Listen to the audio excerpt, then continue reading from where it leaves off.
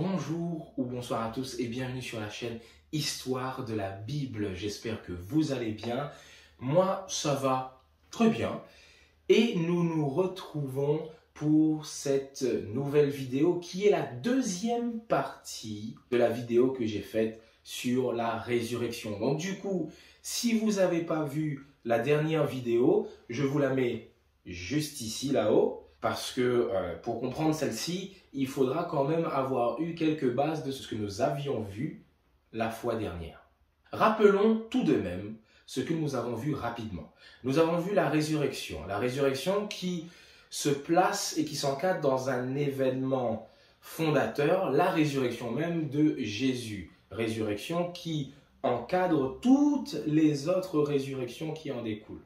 Et nous avons vu qu'il y a deux résurrections. Première résurrection, qui est celle qui est bienheureuse, qui est merveilleuse, celle que tout le monde normalement voudrait participer, car à l'issue de la première résurrection vient la vie éternelle. Première résurrection qui arrive quand Jésus reviendra pour chercher les siens.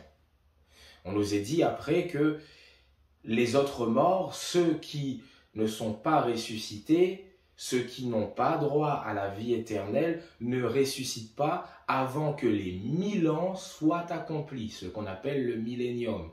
Pendant ce temps, Satan est lié sur la terre. C'est ce que nous avons vu lors de la dernière vidéo. Et nous avons terminé sur ces quelques questions. Pourquoi dans ce cadre de résurrection, de deuxième résurrection, pourquoi est-il parlé de feu et de soufre? Pourquoi est-il parlé des temps de feu? Pourquoi est-il parlé d'être tourmenté au siècle des siècles? Et pourquoi on nous est parlé aussi de rassemblement d'un grand nombre de nations?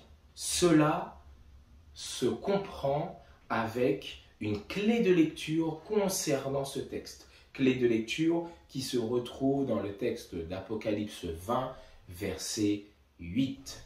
Et il sortira pour séduire les nations qui sont aux quatre coins de la terre, Gog et Magog, afin de les rassembler pour la guerre. Leur nombre est comme le sable de la mer. Voilà la clé de lecture, Gog et Magog.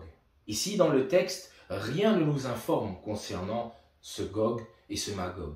Alors, nous devons creuser un petit peu pour voir de quoi cela en découle. Première chose, nous savons, d'après la Bible, que Magog est le fils de Japheth. Japheth, c'est le fils de Noé. Donc Magog, c'est le petit-fils de Noé. Donc de Noé, avec ses enfants et ses petits-enfants, ils ont repeuplé la terre. Donc on voit bien que de Magog viennent des nations. C'est pour ça qu'on parle de Satan qui va séduire quoi? Les nations qui sont aux quatre coins de la terre, Gog et Magog. Maintenant, avec la notion de Gog, cette fois-ci, cela amène au livre d'Ézéchiel qui nous parle clairement de Gog et Magog. Cette fois-ci, très explicitement, au chapitre 38 et 39 de son livre. Juste après, et vous voyez bien la cohérence, juste après le chapitre 37 dont nous avons déjà parlé, je vous mets la vidéo ici, chapitre 37 qui parle de quoi? Qui parle de la résurrection. Et juste après, on parle de quoi? De Gog et Magog. Tout comme dans le livre de l'Apocalypse, qu'on parle de résurrection, et juste après, on parle de quoi? De Gog et de Magog. Donc, voyons ensemble ce que ces chapitres d'Ézéchiel ont à nous dire concernant cette clé de lecture. Ézéchiel chapitre 38, versets 1 à 4. La parole de l'Éternel me fut adressée en ces mots. Fils de l'homme, tourne ta face vers Gog, au pays de Magog, vers le prince de Roche, de Méshach et de Toubal, et prophétise contre lui. Tu diras, ainsi parle le Seigneur l'Éternel, voici j'en veux à toi, Gog, prince de Roche, de Méshach et de Toubal. Je t'entraînerai, je mettrai une boucle à tes mâchoires, je te ferai sortir, toi et toute ton armée. Remarque combien ici? Toute ton armée, chevaux et cavaliers, tous vêtus magnifiquement, troupes nombreuses, portant le grand et le petit bouclier, tous maniant l'épée. Verset 7. Prépare-toi, tiens-toi prêt, toi et toute la multitude assemblée autour de toi. Sois leur chef. Après bien des jours, tu seras à leur tête. Dans la suite des années, tu marcheras contre le pays dont les habitants, échappés à l'épée, auront été rassemblés d'entre plusieurs peuples. Sur la montagne d'Israël, longtemps déserte, retirés du milieu des peuples, ils seront tous en sécurité dans leur demeure. Tu monteras, tu t'avanceras comme une tempête, tu seras comme une nuée qui va couvrir le pays, toi et toutes tes troupes et les nombreux peuples avec toi. Ainsi parle le Seigneur l'Éternel, en ce jour-là, des pensées s'élèveront dans ton cœur et tu formeras de mauvais desseins. Tu diras, je monterai contre un pays ouvert, je fondrai sur des hommes tranquilles, en sécurité dans leur demeure. Tous dans des habitations sans murailles et n'ayant ni verrou ni porte. J'irai faire du butin et me livrer au pillage, porter la main sur des ruines maintenant habitées, sur un peuple recueilli du milieu des nations, ayant des troupeaux et des propriétés, et occupant les lieux élevés du pays. Verset 16. Tu t'avanceras contre mon peuple d'Israël, comme une nuée qui va couvrir le pays. Dans la suite des jours, je te ferai marcher contre mon pays, afin que les nations me connaissent, quand je serai sanctifié par toi sous leurs yeux, ô Gog. Ce texte-là, remarquez bien les similitudes qu'il y a avec le texte de l'Apocalypse. Ici, on nous est parlé de quoi? On nous est parlé du fait que Gog, au pays de Magog, va se lever et va rassembler une armée, va rassembler tout un peuple venant de divers peuples et de diverses nations pour faire quoi? Pour attaquer le peuple d'Israël.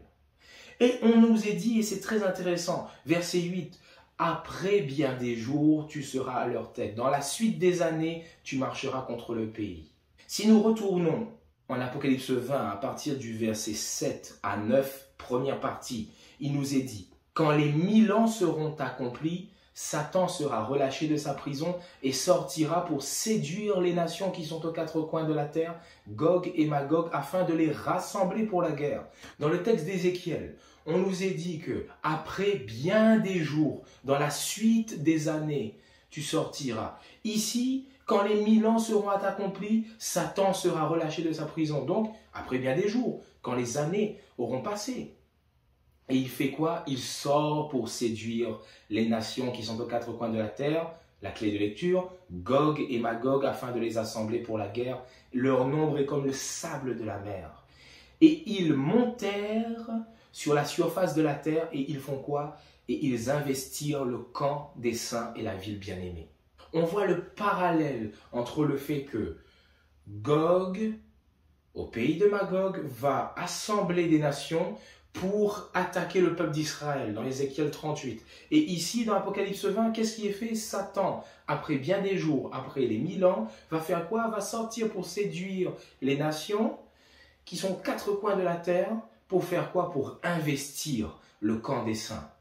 Donc le parallèle ici est plus que certain. Et la suite nous confirme encore cela. Ézéchiel 38, versets 18 à 19. En ce jour-là, le jour où Gog marchera contre la terre d'Israël, dit le Seigneur l'Éternel. Et là, on voit quelque chose qui va s'ajouter. La fureur, dit l'Éternel, me montera dans les narines. Je le déclare dans ma jalousie et dans le feu de ma colère. En ce jour-là, il y aura un grand tumulte dans le pays d'Israël. Verset 22. J'exercerai mes jugements contre lui par la peste et par le sang, par une pluie violente et par des pierres de grêle. Je ferai pleuvoir le feu et le soufre sur lui et sur ses troupes, et sur les peuples nombreux qui seront avec lui. Je manifesterai ma grandeur et ma sainteté. Je me ferai connaître aux yeux de la multitude des nations, et elles sauront que je suis l'Éternel. Chapitre 39, verset 1. Et toi, fils de l'homme, prophétise contre Gog.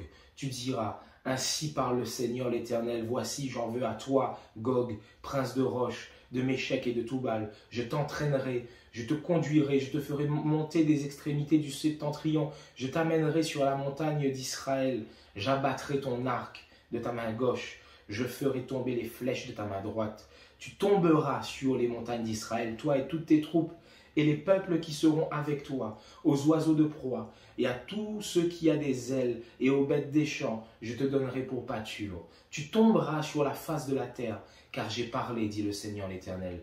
J'enverrai quoi? Le feu dans Magog, parmi ceux qui habitent en sécurité les îles, et ils sauront que je suis l'Éternel. Je ferai connaître mon saint nom au milieu de mon peuple d'Israël. Je ne le laisserai plus profaner mon saint nom, et les nations sauront que je suis l'Éternel, le Saint en Israël. Ici, on retrouve encore ce que l'on voit dans le livre de l'Apocalypse. Ici, il nous est dit quoi? Il nous est dit alors que Gog va attaquer Israël, va investir le peuple qui est en sécurité dans Jérusalem, qu'est-ce que l'Éternel va faire? Il fait, nous dit le prophète Ézéchiel, pleuvoir un feu et pleuvoir du soufre. Cela fait penser directement à Apocalypse. Si nous regardons Apocalypse 20, verset 9, deuxième partie. Mais un feu descendit du ciel et les dévora. Juste avant, on nous dit quoi? Ils montèrent sur la surface de la terre, ils investissent le camp des saints et la ville bien-aimée, mais un feu descendit du ciel et les dévora. Tout comme le feu que l'Éternel fait pleuvoir en Ézéchiel 38 et Ézéchiel 39. Verset 10. Et le diable qui les séduisait fut jeté dans les temps de feu et de soufre, où sont la bête et le faux prophète, et ils seront tourmentés jour et nuit au siècle des siècles. Versets 13 à 15. La mer rendit les morts qui étaient en elle, le séjour des morts et la mort rendirent les morts qui étaient en eux, et chacun fut jugé selon ses œuvres. Et la mort et le séjour des morts furent jetés dans les temps de feu. C'est là la seconde mort, les temps de feu. Quiconque ne fut pas trouvé écrit dans le livre de vie fut jeté dans les temps de feu. Donc on voit aussi ce parallèle, aussi bien entre l'attaque des nations sur le peuple d'Israël en Ézéchiel 38 et en Apocalypse 20, c'est-à-dire quand Jésus va revenir avec les saints après les 1000 ans, on voit cette attaque des autres qui n'ont pas été sauvés, et on voit le feu qui vient comme une pluie, le feu et le soufre sur, d'un côté, Gog, le roi de Magog, avec les nations, et de l'autre côté, Satan et ses anges et les nations qui n'ont pas suivi le Seigneur. Maintenant, quand on voit cette idée de feu et de soufre, de tourmenter au siècle des siècles, on peut se dire, oui, mais ici, est-ce qu'on n'est pas du coup en train de nous parler, alors que nous parlons de résurrection, de ces morts-là qui n'ont pas suivi le Seigneur, est-ce qu'ils vont souffrir éternellement? Parce qu'on nous est parlé de tourmenter au siècle des siècles. N'oublions pas, pour comprendre ce texte, on a eu la clé de lecture de Gog et Magog. Repartons dans le texte d'Ézéchiel 38 et 39 pour voir ce que cette clé de lecture nous donne, alors qu'ils parlent de feu et de soufre, eux aussi. Alors, Ézéchiel 39, verset 6, comme nous avons dit, l'Éternel dit « J'enverrai le feu dans Magog », tout comme dans le livre d'Apocalypse. Mais ce feu-là, que l'on peut qualifier et que la Bible qualifie de feu éternel, qu'est-ce qu'il produit? Verset 11 d'Ézéchiel 39. En ce jour-là, je donnerai à Gog un lieu qui lui servira de sépulcre en Israël, la vallée des voyageurs à l'orient de la mer. Ce sépulcre fermera le passage aux voyageurs. C'est là qu'on enterrera Gog et toute sa multitude. Et on appellera cette vallée la vallée de la multitude de Gog. Voilà ce que cette clé de lecture nous enseigne concernant le fait qu'il y a cette résurrection des méchants après les 1000 ans. Il y a cette séduction que Satan va venir opérer auprès de ces méchants pour les rassembler, pour attaquer les justes qui sont en sécurité dans Jérusalem. Et alors qu'on nous parle de feu éternel, de soufre, des temps ardents de feu, de tourments au siècle des siècles, la Bible est claire concernant cette clé de lecture qui nous est donnée pour nous enseigner. Cela a pour conséquence quoi? Cela a pour conséquence la destruction et la mort. Parce qu'on nous est parlé de sépulcre et du fait que Gog et sa multitude soient enterrés, donc détruits. Il n'y a pas de vie éternelle pour les méchants.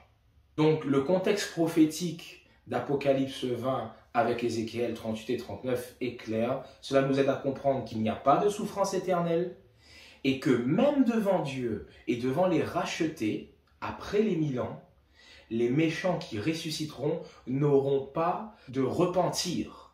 Ils n'auront pas de repentir. Ils voudront même user de la force pour s'emparer de la ville sainte, de la Nouvelle Jérusalem, pour avoir la vie éternelle. Or, ils seront détruits. Maintenant que nous arrivons à la fin de cette vidéo, terminons quand même par énoncer notre espérance chrétienne, celle que nous avons, en lisant le texte de 1 Corinthiens, le chapitre 15, versets 50 à 58. Ce que je dis, frères, c'est que la chair et le sang ne peuvent hériter le royaume de Dieu. C'est que la corruption n'hérite pas l'incorruptibilité. Voici, je vous dis un mystère. Nous ne mourrons pas tous, mais tous nous serons changés. En un instant, en un clin d'œil, à la dernière trompette, la trompette sonnera et les morts ressusciteront incorruptibles et nous serons changés. Car il faut que ce corps corruptible revête l'incorruptibilité et que ce corps mortel revête l'immortalité. Lorsque ce corps corruptible aura revêtu l'incorruptibilité et que ce corps mortel aura revêtu l'immortalité, alors s'accomplira la parole qui est écrite. La mort a été engloutie dans la victoire.